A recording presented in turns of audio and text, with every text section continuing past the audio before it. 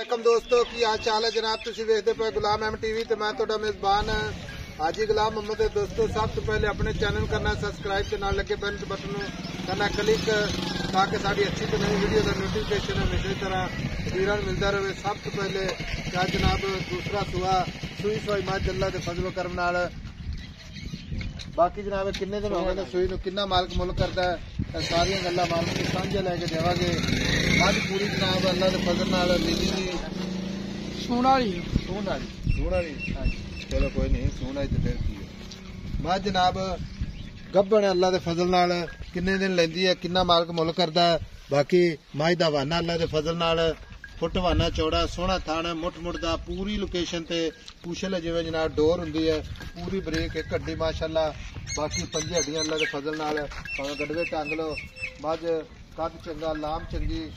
बाकी सारियां गल्लां मालक तो सांझे लैने आ। भाई नदीम है अस्सलाम वालेकुम। वालेकुम सलाम भाई। भाई नदीम है माई नीली दी हाँ जी प्योर नीली दी मैं जी वेख दुन्नी कोड़ी मैं जी है ही काई है कौन हाँ जी थाने मैं तो वेख किड्डा मोटा गेट ते थाने अच्छा। अजे मैं 7-8 दिन ला दे पक्के 7-8 दिन लै जाए हाँ जी पक्के 7-8 दिन ला जी। अच्छा 7-8 दिन लै हाँ जाए जी तो माई थाना की गारंटी होगी गारंटी आपा ही बहु को टेपी लवे तसल्ली कर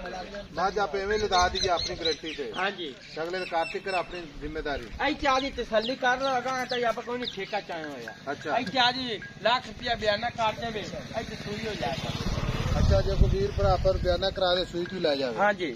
तो मज वेचदा तो नहीं मुड़ नहीं बेचने आप अच्छा जिवें असीं जनाब इन पास करके लदा दीजिए तो ओके ओके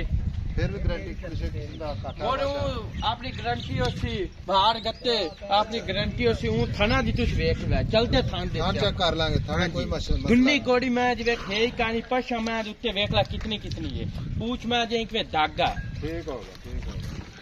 मुल की करना प्यार मोहब्बत वेचने वाला मुल कर रहे हैं लोगों पक्का पक्का ही गल पक्का ही कच्चा केड़ा मुल हुंदा मोल 6 लाख भी है बहुत ज्यादा मुल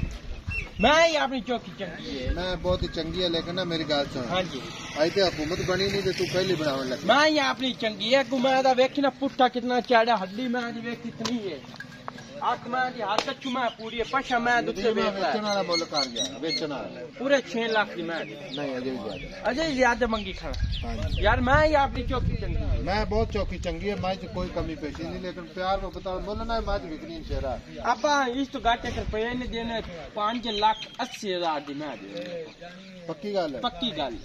इस तो कार नहीं बेचनी नहीं बेचने को 2-3 हजार हो 10 यार पक्की गल पक्की गल 5,80,000 हो जाएगा ना? हाँ कोई 2-3 हजार दो 10 अच्छा देखो तेन को वीर बयाना करा दे सूई तो ले जाए पास करके देवेगा पास काटते तसल्ली काटते देसा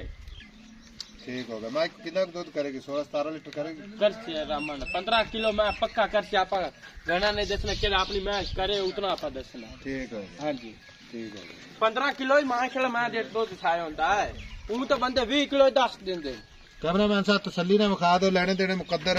सौदा नाल नसीब दे